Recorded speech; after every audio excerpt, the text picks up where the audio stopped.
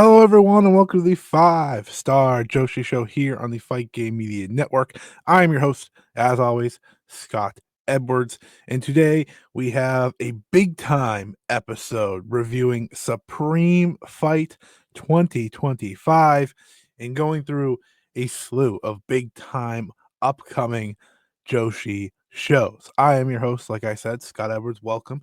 If you're watching on YouTube, thank you for watching or listening, I should say, over on the usual channels, Apple, Spotify, whatever it may be. I appreciate you for listening. I'm very excited for this episode today. Like I said, the Supreme Fight review will lead us off, but I will tell you all now, if you haven't, you can go check out my immediate reaction review over on my YouTube channel called Check It Out, Kamitani versus Suzuki from Stardom Supreme Fight 2025.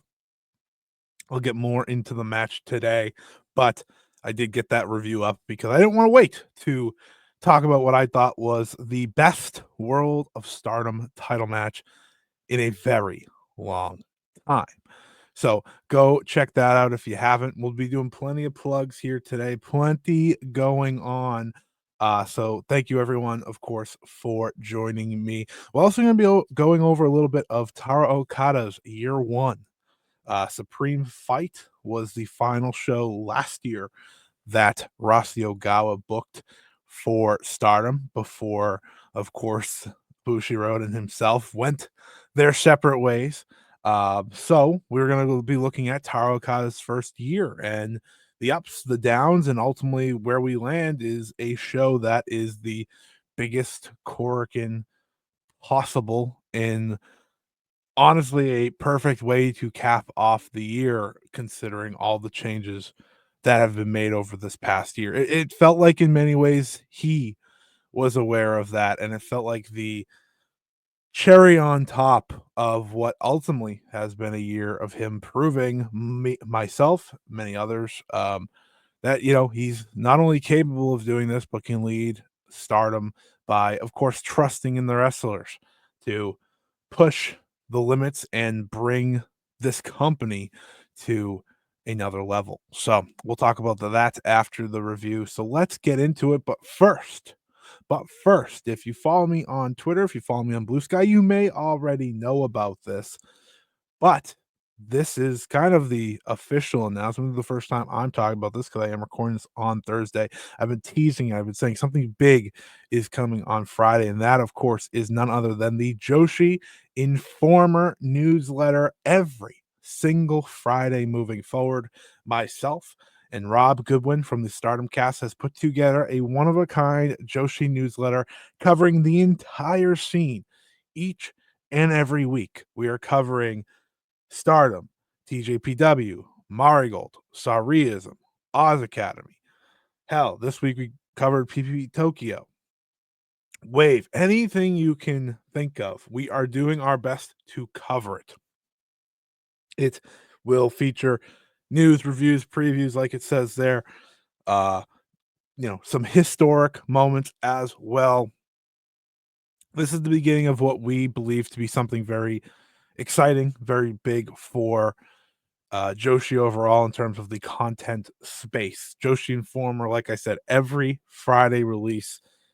Please go subscribe now. There'll be a place to put in your email so you never miss a Joshi Informer each and every week. We're going to do everything in our power to bring the most detailed Joshi newsletter possible. I'm very proud of what me and Rob have put together in a very short time. I think it's about time that there is a consistent spot for Joshi content in a written sense. And I think that this can be it. So thank you everyone who's already read it. If you're watching this, following, if you haven't read it, please go check it out. I promise you we are putting everything we can into this newsletter each and every week. So like I said, every Friday it will release.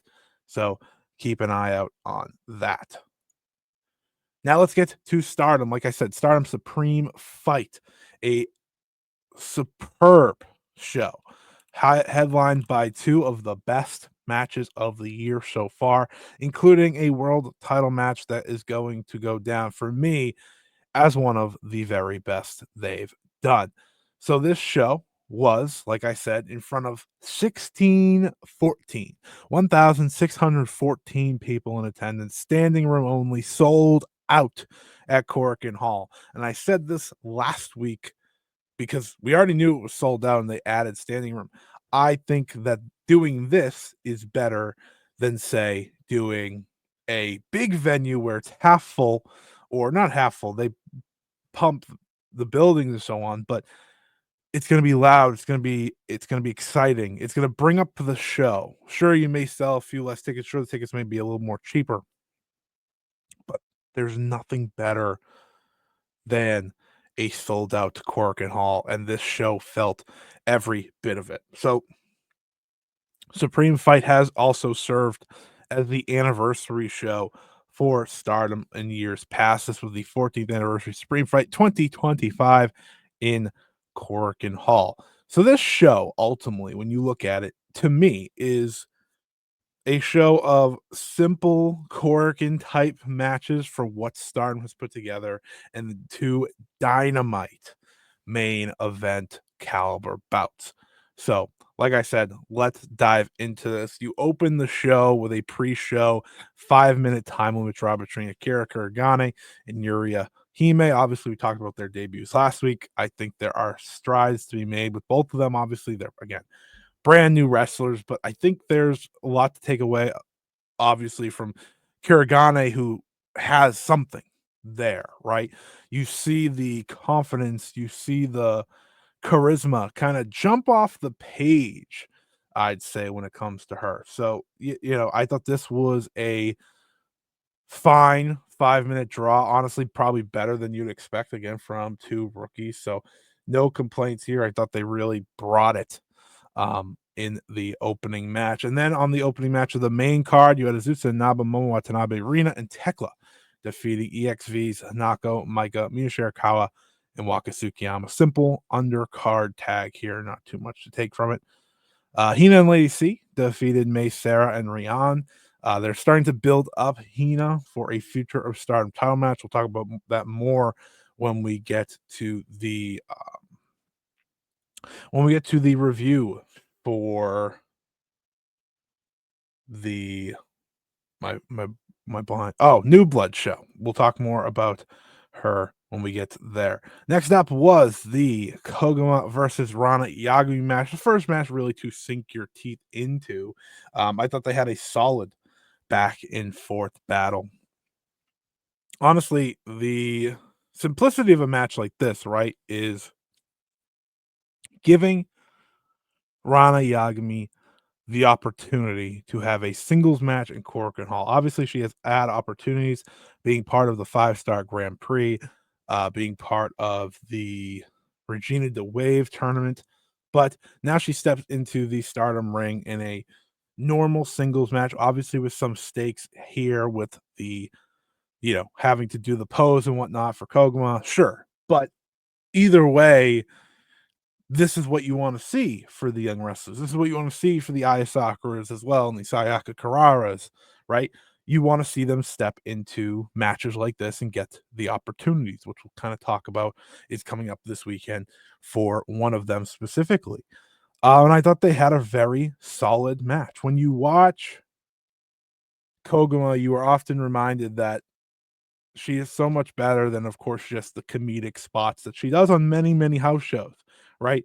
I think you can forget that, obviously, because her singles matches are few and far between. Usually, the best version of Koguma we're going to get is in FWC tags, but she works this match like the veteran she needed to really help put Rana over, even though Rana came up short and had to accept doing the pose in the end. Again, this is what you want to see for wrestlers like a Rana Yagami. This is what you want to see for even wrestlers like Koguma, who, they're not going to be, she's not going to be doing the Wonder of Stardom title match much or ever the World of Stardom title match, though I think a Wonder title match would be something to consider. So you want to see her in these singles opportunities and helping lead rookies like this. So this was a solid, fun match here on the undercard. Then you had another undercard tag. It was Fukigen Death, Natsuko and Raka defeating Aya Sakura, Sayaka Kara, and Yuna Mizumori. Just kind of continuing um, the I don't want to say inability to win, but yeah, the inability to win when it comes to the big three of the Angels. This was that redemption tag really from the mini trios tournament that they did for Hate to kind of get to their win back. So there's that. But not too much to write home about here. Like I said, this was about mainly 3 matches, but also some returns. Let's talk about the next match. It was Stars, Mayu Iwatani, Momokogo, Hazuki, and Hanan facing off with God's Eyes, Shuri, Tomoki Inaba, Saki Kashima, and Kyoko Kotatsu. This match was what you'd want from these 8 women. It was also the match you'd want just from, those involved. I think when you watch a match that again includes such talented competitors, um, you're going to walk away pretty happy with what they're going to deliver. You're going to walk away happy with what they're bringing to the table because again, this is just an undercard tag that ultimately is serving another purpose, which we learn later after the match. And that, of course, was the return of Konami. Konami returning after getting injured back at Stardom Dream Queendom. Her eyes are on her eyes are still set on Shuri and God's Eyes, so that feud will continue after the match. Obviously, didn't have the really legs to get going because of seemingly the early injury. It's good to see Konami back. Konami does return officially to the ring over the weekend. So that was kind of the big point for this match was just the return. But ultimately, why we're here is to talk about the big title matches. And we're going to start off with what may go down as one of the best Artist of Stardom title matches ever. When you see these 6 step into the ring, you kind of expect greatness, right? But it's always a level of how far are we going to go. And in a hot Korakuen crowd, it's going to go to another level. Neo Genesis has been the best thing in Stardom since they were formed. Period. That is one thing I have remained consistent with. And putting the Artists of Stardom titles on them always made the most sense to me in the long run. It was just a matter of what was the trio going to be. They settle on Starlight Kid, Azumi, and Miyu Amasaki, a trio that I think embodies the future of Stardom to perfection, right? You have Starlight Kid who has stepped into the Wonder of Stardom title world as the champion. You have Azumi, who is a worldwide star, making strides each and every major match he has. And you have Miyu Amasaki, someone that I have been high on for a very long time, and someone that has continuously stepped up in the big opportunity she gets. And you're going against, of course, the best trio in Stardom. It doesn't get bigger than the top trio of Cosmic Angels: Tam Nakano, Sayori Ano, and Natsupoi.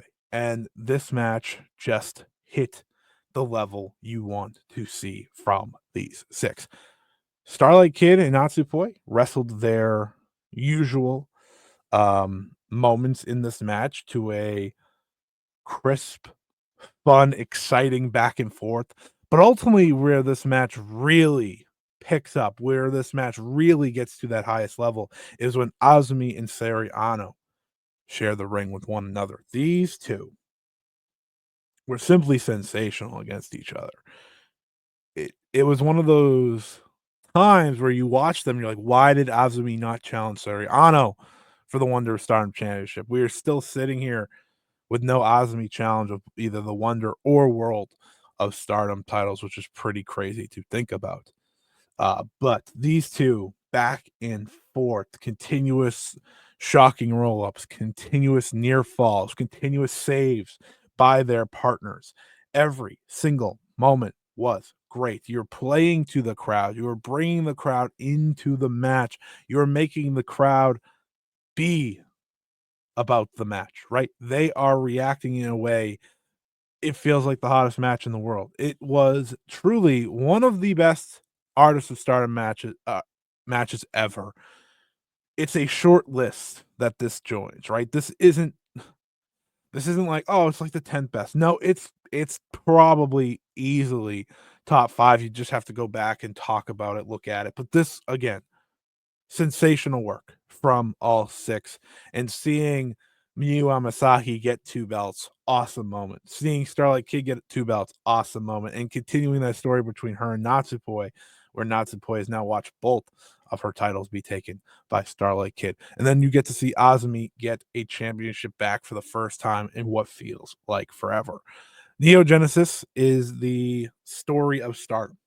It is about the present and future, which they are, and putting them now into this opportunity to essentially raise up any and all Corgans, house shows, wherever they want to have these belts defended is a brilliant idea. It's also worth talking about, which I think if you've been following, you've been probably paying attention to this as well. Another loss for Seriano. This marks the second straight weekend of a major loss, a major pinfall loss for her, right? She was pinned by Ranna a week ago. This show, she's pinned by Azumi. It can be a case of simply Seriano is a selfless wrestler who is willing to put over the new generation, which honestly is maybe the most likely, especially after the run she had in her first year and a half in Stardom. But it is just worth noting because another big loss is another noticeable moment. Perhaps it could lead to a turn or something. So just worth hitting on there. But this match was excellent. I thought when it was over, I was like, there's no way that World of Stardom title match can top this. Not as a shot, because as I've said in the past weeks, I was excited for the World of Stardom title match. However, for me, the World of Stardom title match did, in fact, top this bout. Shout out to the new champs, Miyu Amasaki, Azumi, and Starlight Kid, who all have their new belts. We may not see double champ Miyu Amasaki for too long, but it's the fact we got it that means a lot. It's the fact that we had this moment that means a lot. So shout out to all 3 of them. I'm excited to see who they face and who they defend this against. Get this trio against the top trio of stars. Get this trio against the top trio of hate. Get this trio against all the best trios possible. I think you can have something very, very special within this title reign. Then, of course, like I said, the main event. It was Aya Kamitani versus Suzuki. As I said, I talked about this over on my YouTube channel. If you want to hear a longer form, instant reaction type review over on the Check It Out series. That being said, I have more to say about this match. This match, I firmly believe, is the best World of Stardom title match since at least 2023. And that might be like there might be longer than that, thinking back. Um, that is not a shot at, I think, any World of Stardom title match over the past couple years. It is more a credit to what these two did, in my eyes, in this match. I think this is not only one of the best matches of the year, it is the match where Saya Kamitani showcased to perfection what her heel style is going to be. There's been a lot of conversation online over the past really couple of months of talking about a heel, and the best heels don't give up their repertoire to be a heel. Instead, they learn how to adapt while still utilizing what makes them so exciting. And for the first time since I think the Starlight Kid 5-star Grand Prix match, I thought Saya Kamitani did just that.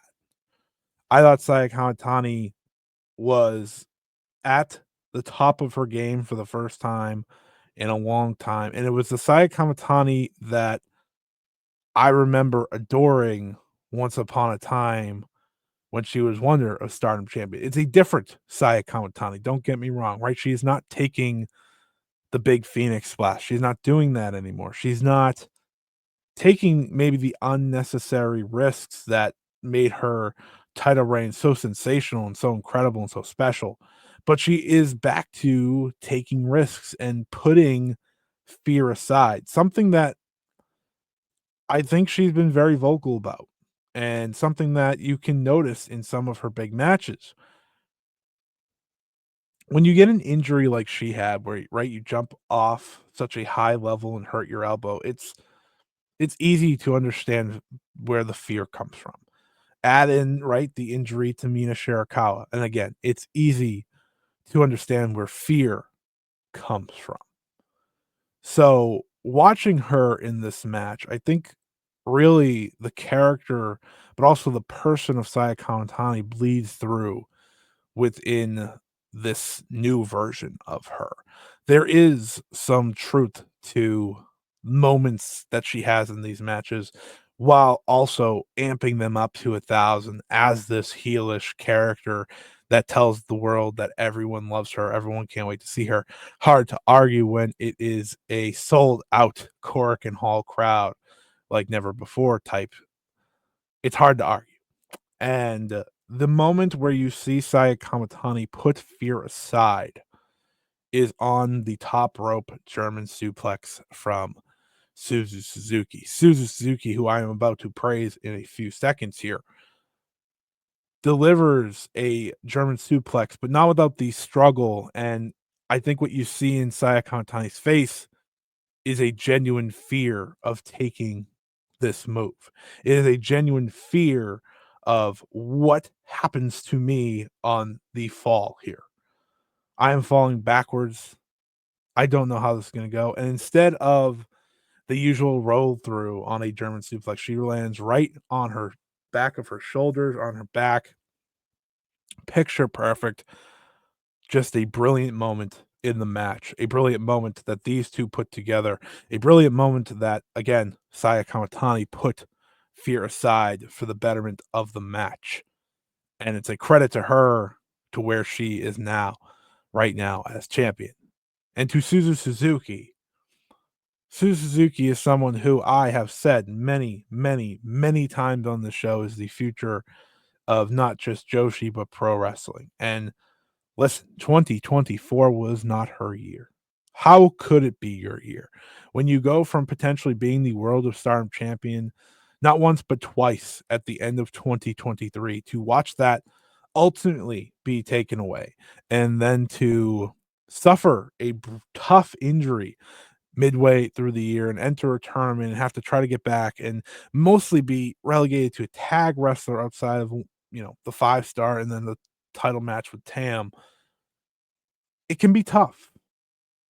It can be tough to get through that because at the end of the day, these people are human. But Suzu Suzuki, God bless, this was the Suzu Suzuki that I remember from 2023, 2022. This was the Suzu Suzuki who stood out above the likes of a Starlight Kid, the likes of an Osmi. This is a Suzu Suzuki who deserves to be contending for the World of Stardom Championship. This was a Suzu Suzuki that I think we saw, or I saw, glimpses of in that Tam Nakano title match that was great, and she dialed it up. This was a Suzu Suzuki looking to make a point, looking to prove any doubters wrong, and looking to deliver in the biggest match of her career. I know the Sumo Hall match is seen obviously as the biggest match of her career, of course, but to me, this is even bigger. This is a establishment of one champion and a reestablishment of herself. And you can see that in the way she delivered in the ring. This match was sensational. The headbutt spots, the back and forth near falls, and ultimately Saya Kamitani overcoming in the end to successfully defend her World of Stardom championship for the very first time. It'll be tough for me, to see a match beat this one in Saya Kamitani's title reign. That's how great I thought it was. Um, it not only met my expectations, but surpassed my expectations, my already high expectations. I may be the high one on this match more than anyone else, and that's okay because it was the match that just reminded me of, again, how you kind of fall in love with what Stardom brings to the table. This was that feeling in that kind of World of Stardom title match. It's everything you want to see with this title on the line. It's everything you hope to see with this title on the line. A credit to both Saya Kamitani and Suzuki for not only rising to the occasion, but hitting a damn home run in a packed Korakuen Hall that was on their feet, or at least felt like was on their feet cheering this entire time. A truly fantastic match right now. My favorite Joshi match of the year.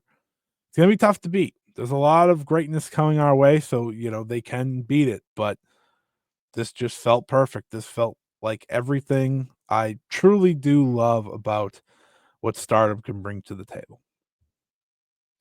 After the match, Tam Nakano did step up to Saya Kamitani, and this has led to Saya Kamitani saying, if you want a World of Stardom title rematch, presumably for Queendom, we have to have a tag match. At the Tochigi show, it will be Tam Nakano and Sayaka Kurara versus Saya Kamitani and a partner to be named. If Saya Kamitani wins, she gets Sayaka Kurara. If Tam wins, she gets whatever she wants. Saya Kamitani will listen to whatever she wants. A fascinating direction. But one that creates, I think, a lot of interest in potential outcomes for said match. Because the partner isn't named for Saya Kamitani, it creates some interest. Is it just going to be a member of Hate? Or is it going to be a surprise new member? Could it be from Tam Nakano's past? Could it be from Saya Kamitani's past? Could it be from Saya Kamitani's present? Could it be from Tam Nakano's present? Could it be from Sayaka Kurara's history? That is the question at hand. If it's going to be a new member of Hate, you instantly look at Aya Sakura and the direction she is on.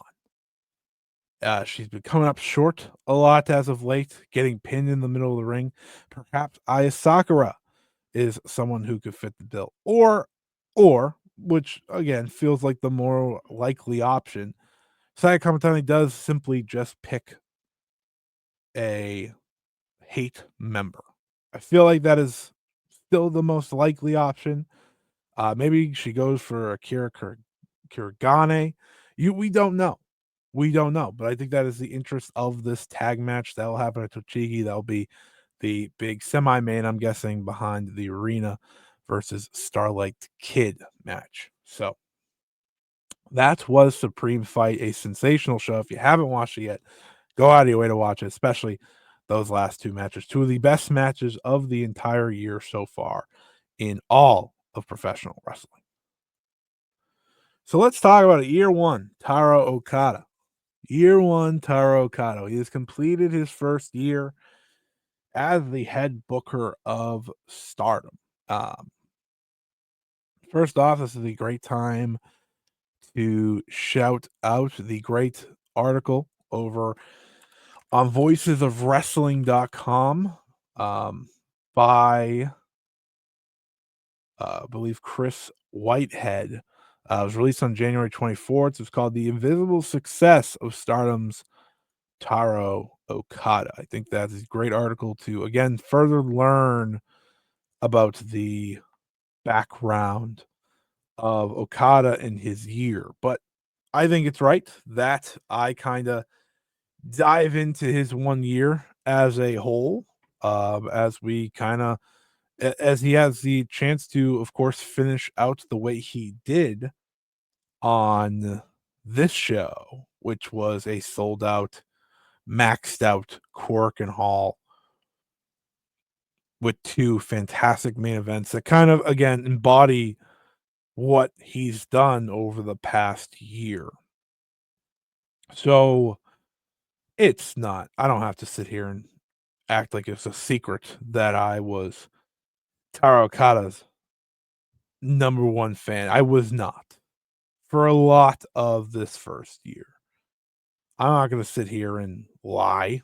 I'm not going to sit here and fool you. There were some things I liked, a lot of things I didn't like.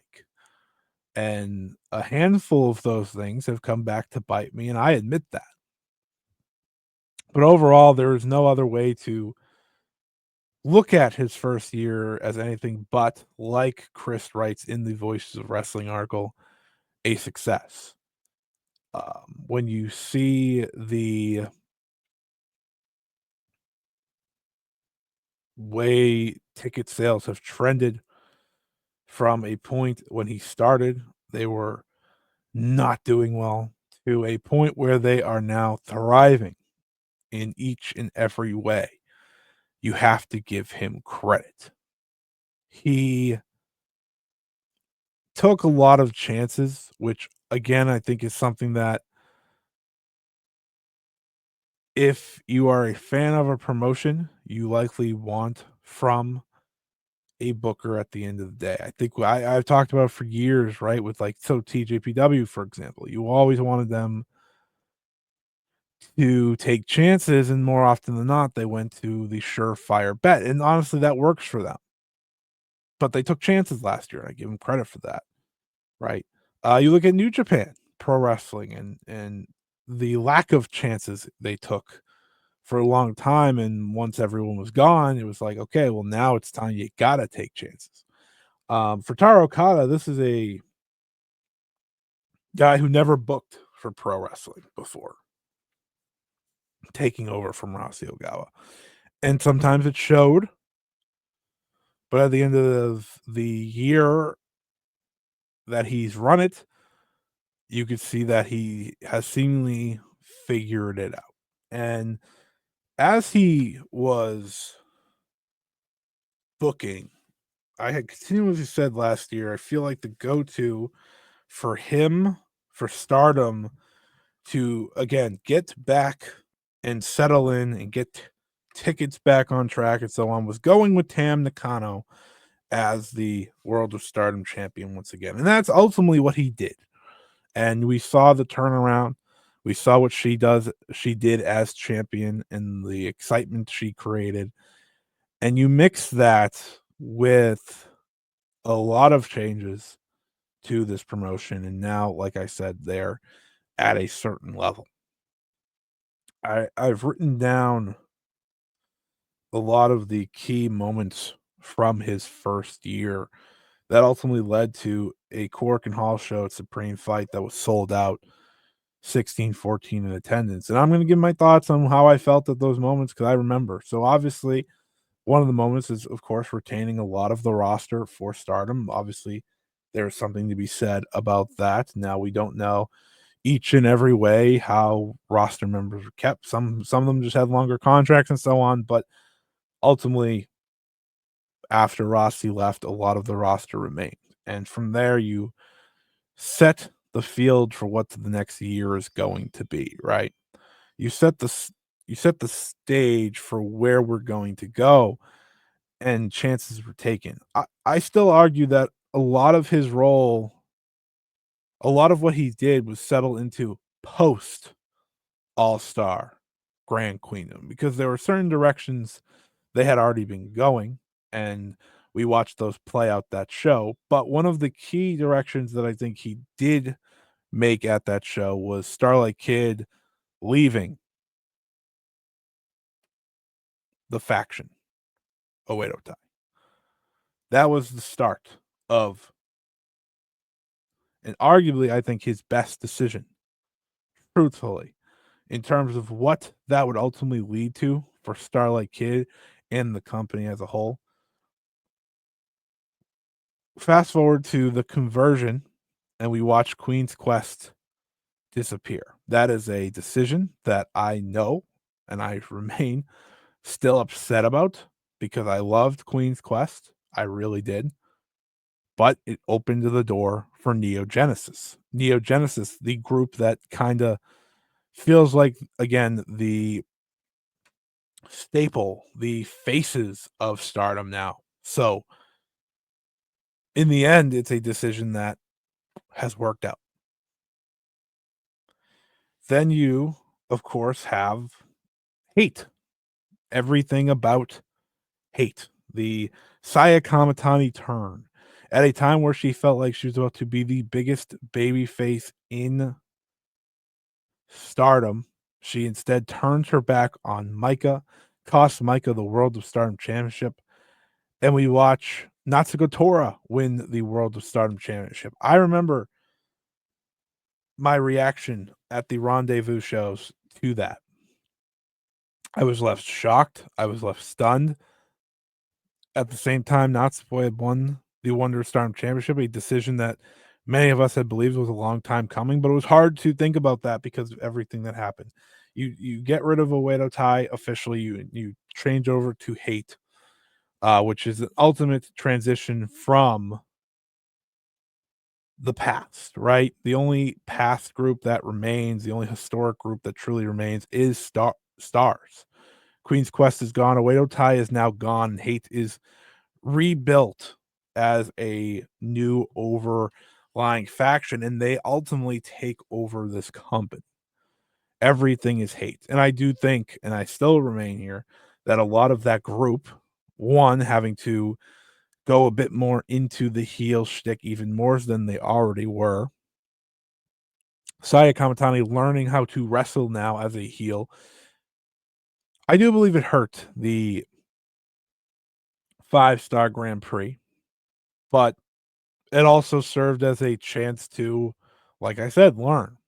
So there are ways to look at that. And the decision to make those decisions at the time.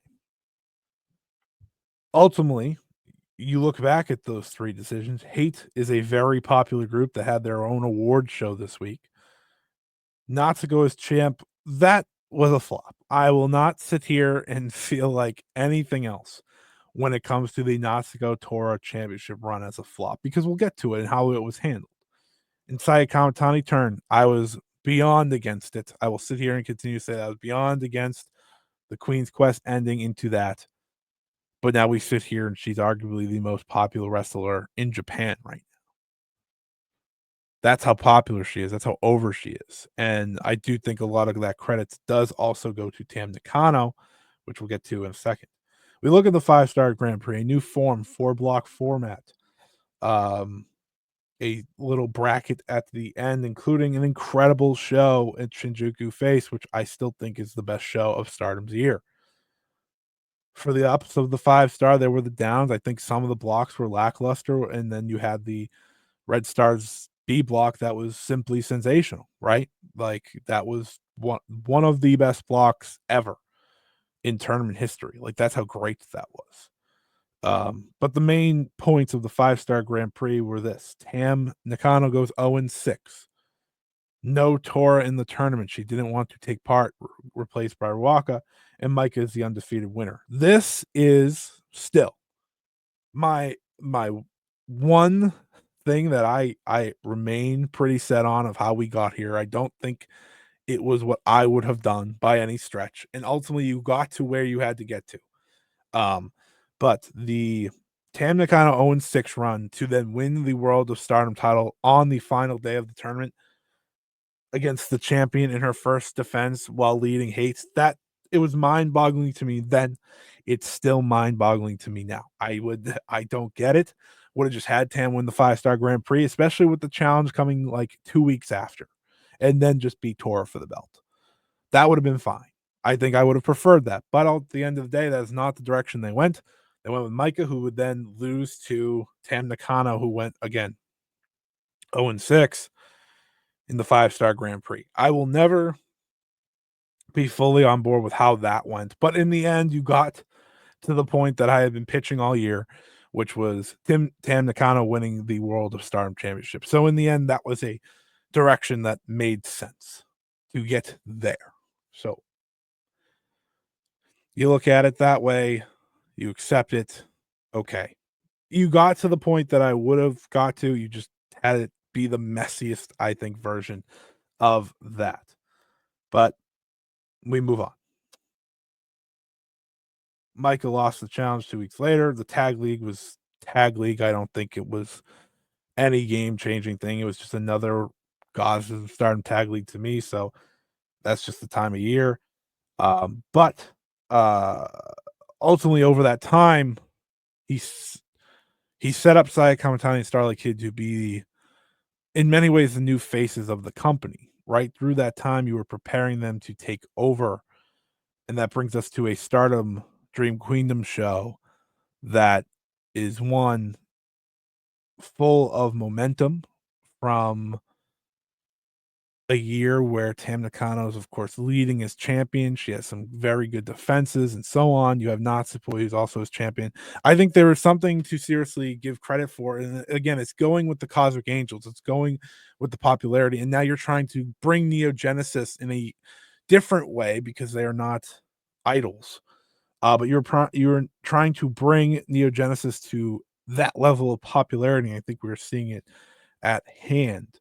But you lean on the top two of the Cosmic Angels to help get things on track. And while I think the end of the last year was kind of, by the book for the end of last year before Queendom, you were building momentum for these wrestlers. You were building momentum for the the Neo Genesis aspect and hate and so on. So that leads to a Queendom that is an absolute success. You crown Starlight Kid as Wonder of Stardom champion. You crown Wing Gory as your tag champs. You crown Saya Kamitani as the World of Stardom champion. You use the big event to crown new champions at the big event. That remains the biggest success of them all because that, of course, leads into a red hot start of the year, a strong January that is building towards Supreme Fight, and of course, a Supreme Fight that is over the top sensational. Listen, it wasn't a perfect year. If it was a perfect year, that would have been incredible. But when you look at the raising of ticket sales, when you look at the raising of excitement around the product to a product that feels like one of the hottest in the world, it's a successful year. No matter what I felt for parts of it and how we got here, I can sit here and perfectly admit it was a success for Stardom's first year under Taro Okada and crew. Um, and I sit here after a year of being who I was this past year, being, grumpy from time to time and I think fairly at times and even unfairly at others, being with and with that, with, with and against what was being delivered. I sit here beyond excited for what this year of Stardom looks like. I treated Queendom as a clean slate. I wanted to just move on from what I felt last year at times, and I'm sure what others have felt too. And I wanted to move forward. And as I move forward and watch this promotion unfold, I'm truly amazed at where we are for this company. I'm truly amazed where we're going with this company. It feels like we are going towards a gigantic Yokohama Arena show. I don't know how big this show can be, right? Beating what All Star Grand Queendom was the first time at Yokohama Arena is going to be tough, but right now with the trend, it feels like it can be topped. 10,000's a bit much. I don't know how that would be possible unless we pull some rabbits out of the hat and so on. But ultimately, at the end of this year one conversation, I'm here to give credit where credit's due. It wasn't a perfect year one, but it was a year one that ultimately ends in success for Taro Okada and Stardom. And I'm fascinated to see where we're going. Like I said, I'm fascinated to see what Starlight Kid Neogenesis and how they lead. I'm fascinated to see where Hate is going, led by Saya Kamitani. I'm fascinated to see what these next few months hold and beyond that. I'm very excited overall for 2025 Stardom. I'm overly excited for Joshi as a whole, but Stardom, of course, is at the lead of that, and they're doing a great job. So uh, I am to give the flowers to Taro Okada on a year one that ultimately turns into be a success for the first year booker of Stardom. Now into his second year, so now he's a veteran, right? No, in all seriousness, and I didn't even include like the New Year tournament. That was fun. That was a fun, change up and little things like that. And hell, one of the most important things that I do need to hit on is the involvement of other groups, right?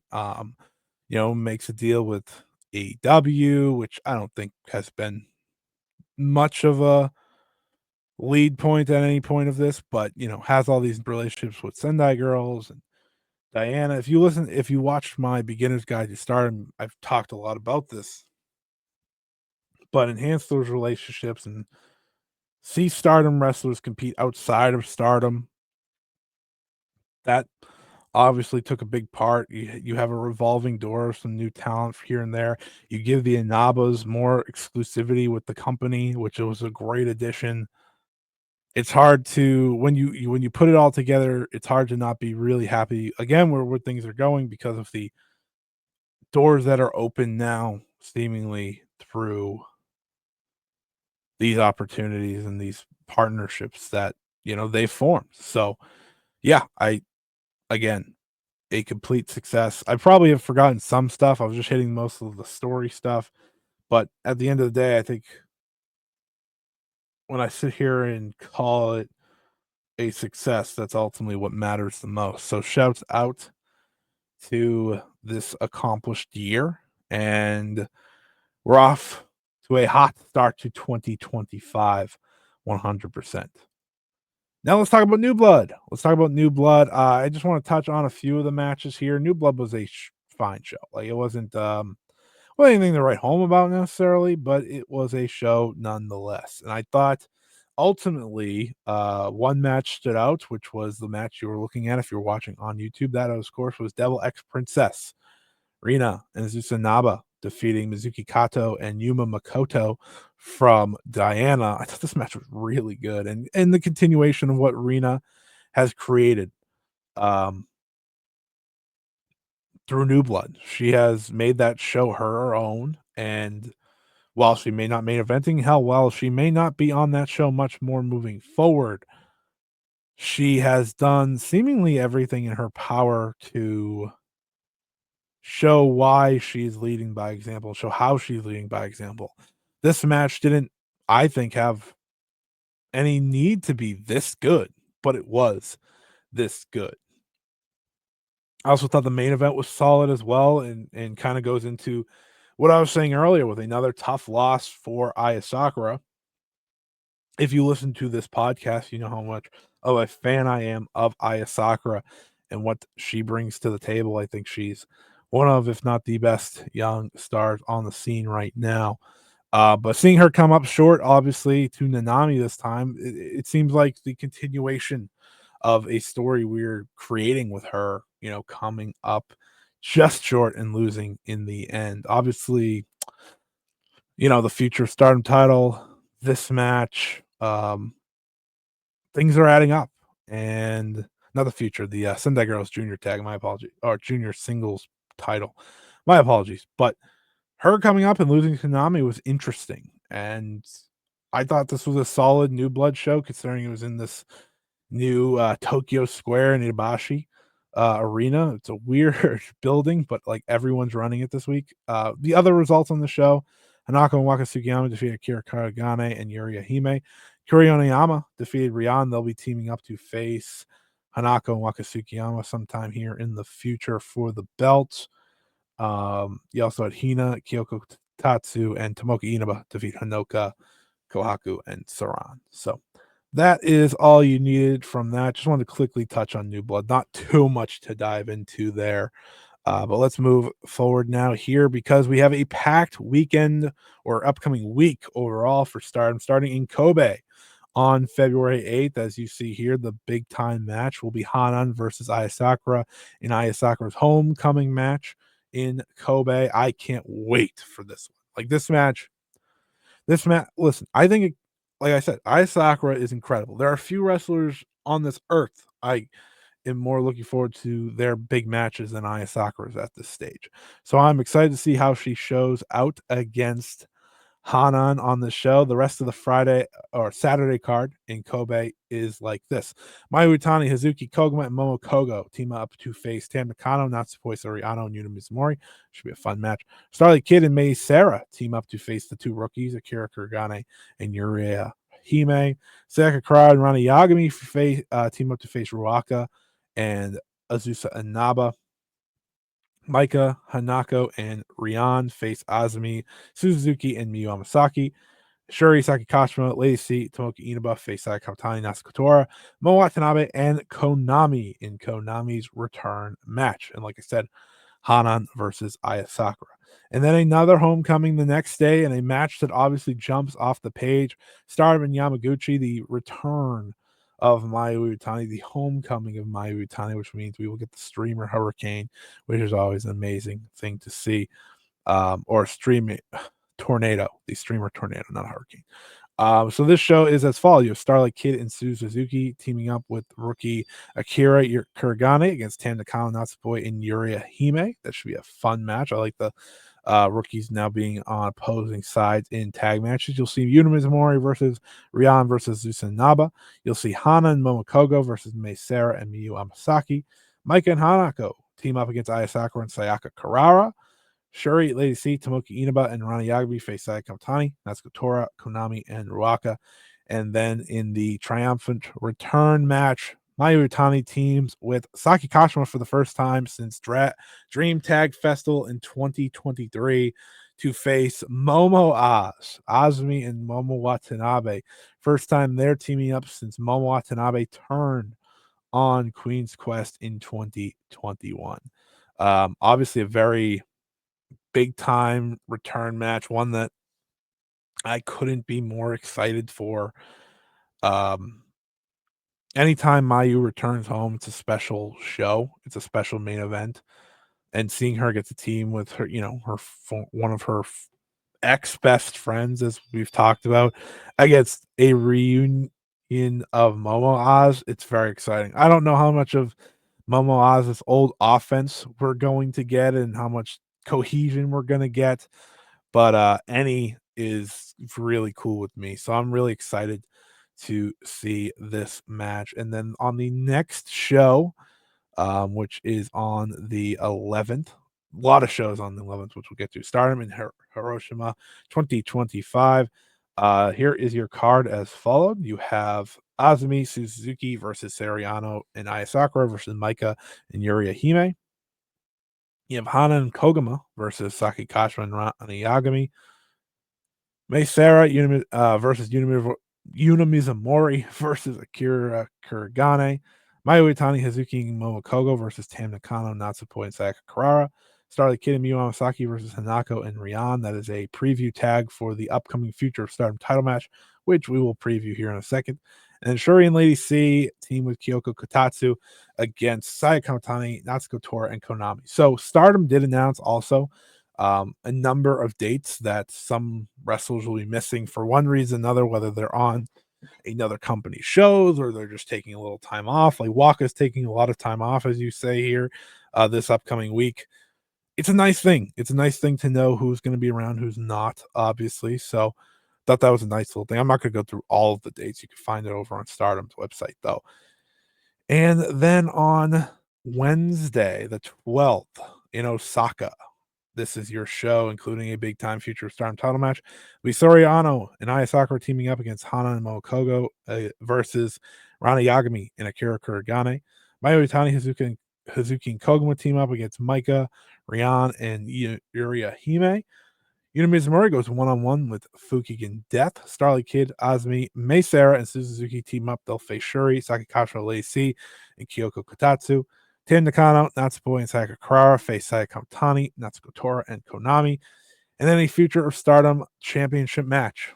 The lone big singles title match of the week, but I don't know how many people expected to see this already.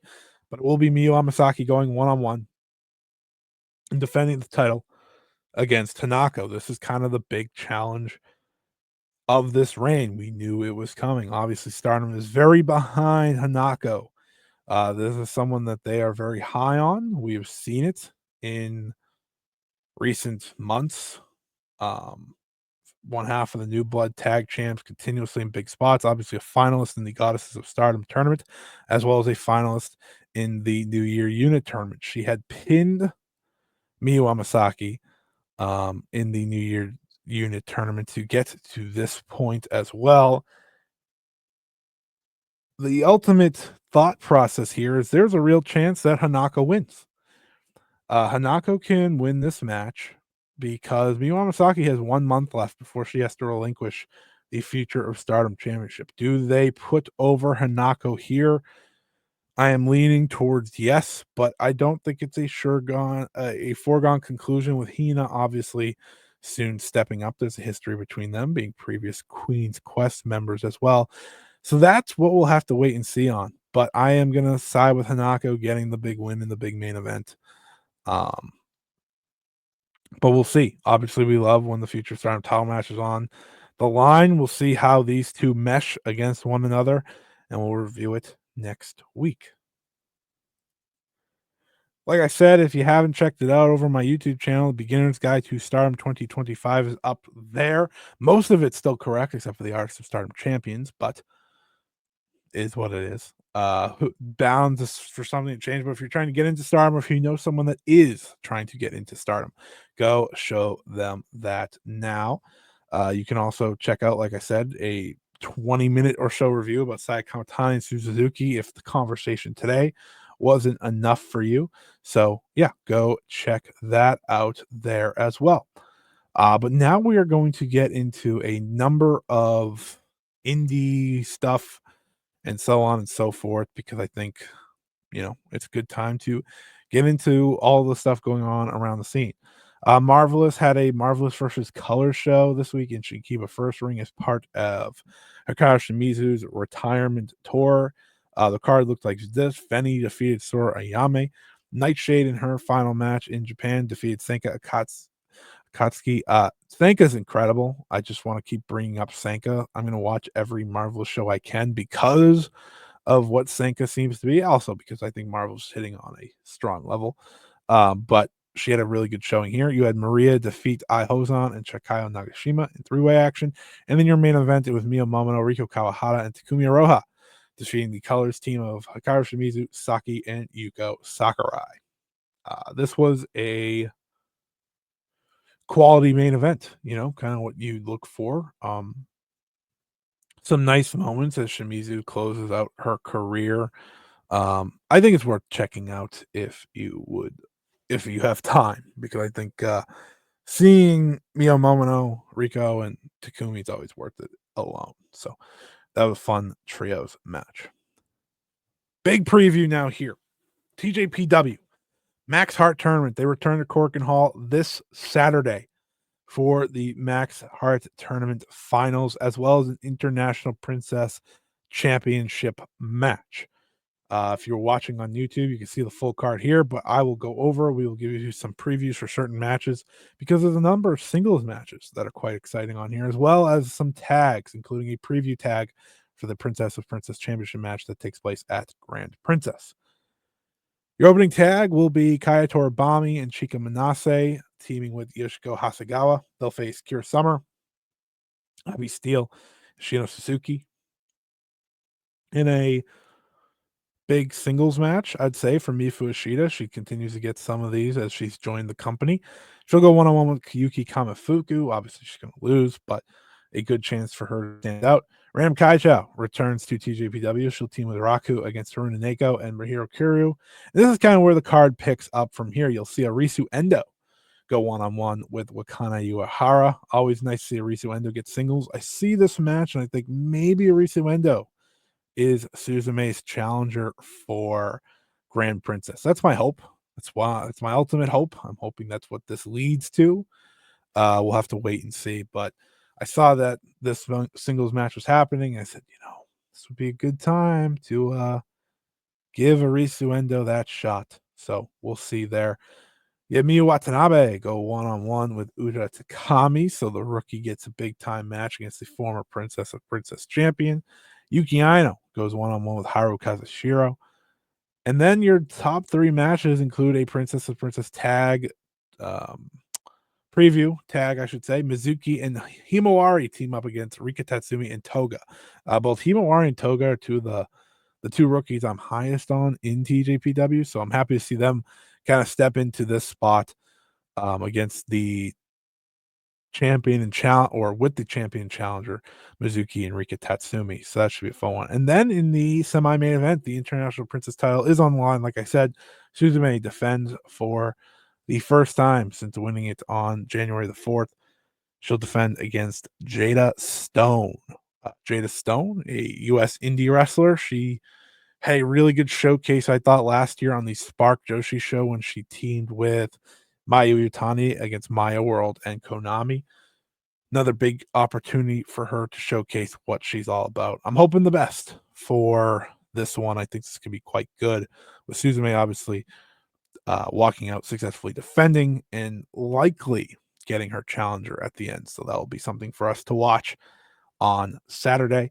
And then Max the Impaler and Palm Harajuku face Hyper Masao and Shoko Nakajima. See who the winner of the Max Heart tournament is. The 5th Max Heart tournament. My beginning of the year prediction was that Hyper Masao and Shoko Nakajima would get the win here and go on to face Maki Ito and Miyu Yamashita at Grand Princess for the tag team titles. I'm standing true to that. I do think that they get the win here. I think they make the most sense. I think a tag title run for those two has long been in the cards. They just had to push it off, but I think this is when they get back to it. So I'm going with them winning this year's tournament. This show, like I said, is on Saturday live on Wrestle Universe. So should be a good one. Go check that out. We'll be back to review it next week, as we often are. Sendai Girls has some killer shows as well this weekend. They got a double shot on Saturday and Sunday. Sunday being in Shinjuku Face with a big time tag title match or card on Saturday. It features Maria Kuga of SEAdLINNG going one-on-one with Yuna. Then you'll have Miyuki Takase versus Sakura Hirota, who makes her grand return to Sendai Girls against Hiroyo Matsumoto in 3-way action. I'm sure that will be a goofy one. Chiro Hashimoto teams with Yuri Suzuki to face the team of Ryo Mizunami and Manami. In a big-time singles match, it will be Takumi Aroha versus Mika Iwata. And in the main event of that Saturday show, honestly, one of the matches I'm most looking forward to this entire upcoming week, it'll be Dash Chisako teaming with Chi-Chi, a preview in many ways for Tsariyism. They'll face the tag champs Bobo Bobo Momo Banana. And then on Sunday, which will be live on Wrestle Universe, it will be Chi-Chi going one-on-one with Yuno once again. You'll see Ryo Mizunami team with Yuri Suzuki against Hiroyo Matsumoto and Veni. In a singles match, this is very exciting as well. Riko Kawahara goes one-on-one with Dash Chisako. Nanae Takahashi returns to Sendai Girls. She'll team with Zones against Chihiro Hashimoto and Manami. Greatly looking forward to that match.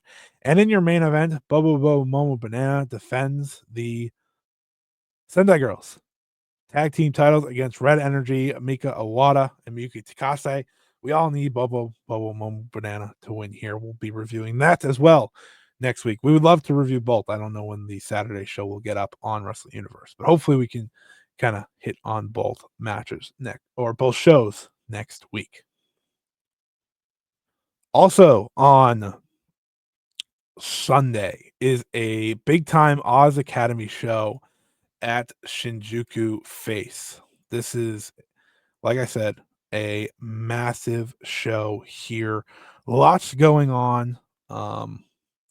Lots to talk about. So we will dive in with this one. The opening match will see Bobo Mobile Banana facing Ryu Musanami and Sonoko Kato with the AAAW championships on the line. So yes, Bobo Mobile Banana will defend both of their titles on Sunday in different matches. So lots of pressure there. The show will also feature a three-way match between Tsubasa Seriano and Kekaro Sekiguchi. That'll be a three-way match. You also have Karo Yunayama, Moka Hanazono, and Ram Kaicho face Hiro Matsumoto, Zones, and Rina Yamashita. Dash Shako goes one-on-one with Suzuki Aoki, so Dash running double singles that day as well.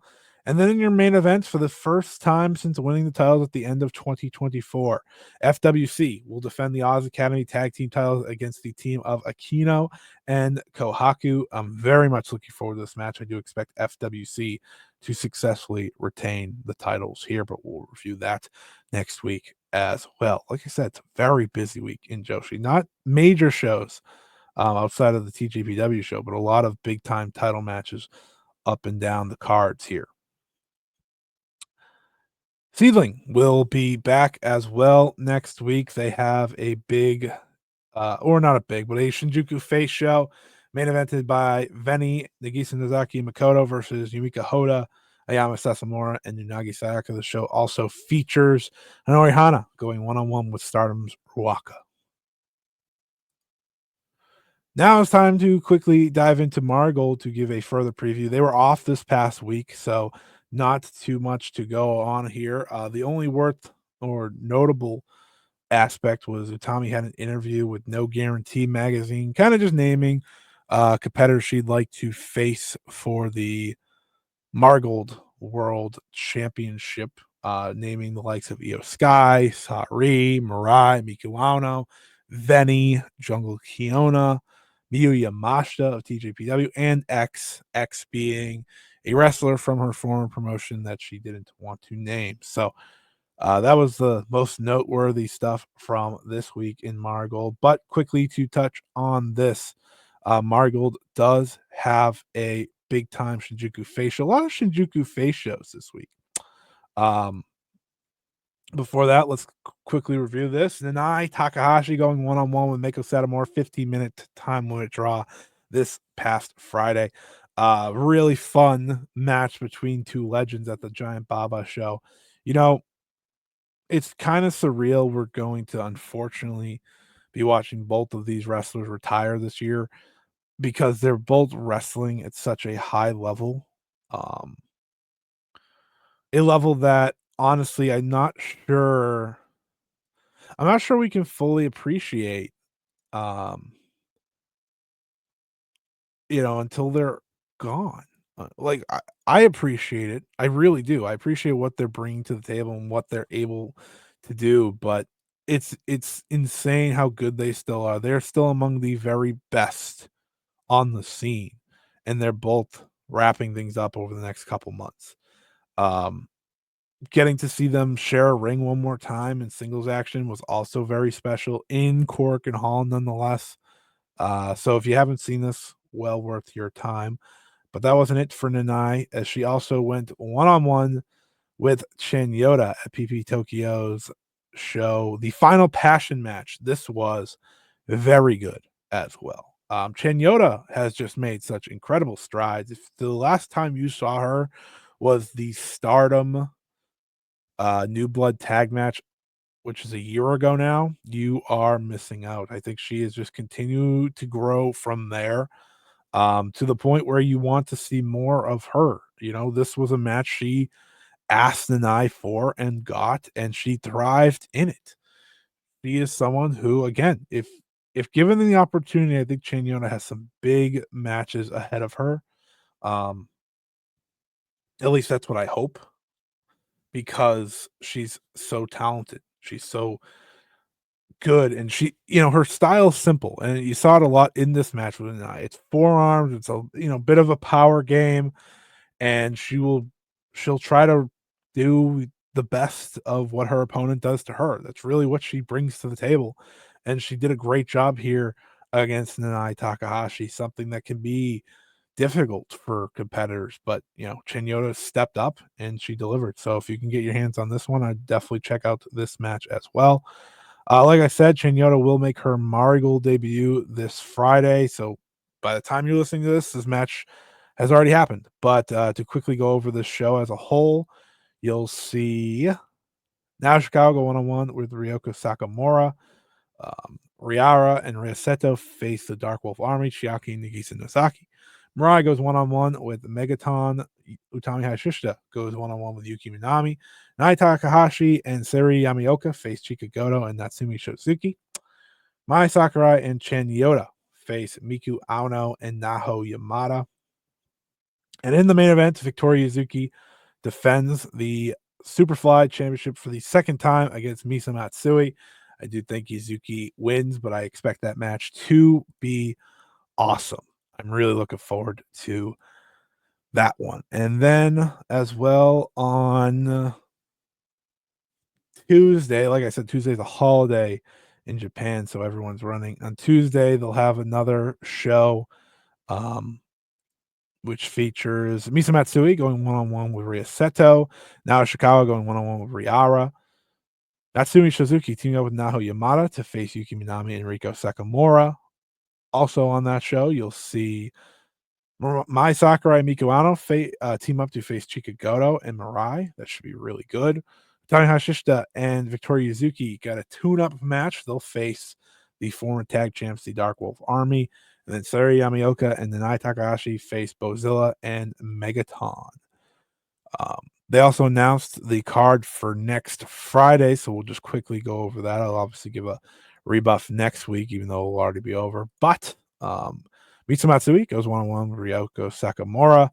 Now Ishikawa faces Naho Yamada and Riara in a three-way battle. Suri Yamaoka has her first singles match since her debut. She'll go 1-on-1 with Ryoseto. And then 3 tag matches. You'll see Natsumi Suzuki and Mirai versus Megaton and Bozilla. You'll see Mai Sakurai and Miku Ano face Chiaki and Nagisa Nozaki. And you'll see Victoria Yuzuki and Utami Hayashishita team up against Chika Goto and Yuki Minami. So that is all there for this week's show. So thank you everyone for listening. But before we go, I'll remind you all to check out the Joshi Informer. The JoshiInformer.substack.com is where you can find it. TheJoshiInformer.substack.com, or of course you can check it out. Me and Rob Goodwin of the Stardom Cast have talked about it, tweeted about it by now, so make sure you check it out. See all the good stuff going on in Joshi. If it interests you, sign up, subscribe. You can never miss a newsletter as they drop every single Friday. I'm very excited about this. This is a project that has come together very quickly, but one I am super excited to continuously deliver to Joshi fans worldwide. Hopefully, people appreciate it. Hopefully, people enjoy it, and hopefully, we can just continue to grow from here. So, thank you everyone for listening to what was a really enjoyable episode today of the 5 Star Joshi Show. I always appreciate the support. You can follow me at Scott E Wrestling on Twitter, at Scott E Wrestling on Blue Sky. We'll have some more check it out content over on YouTube in the coming weeks, so that's something to look forward to. I also plan to put some more guides together.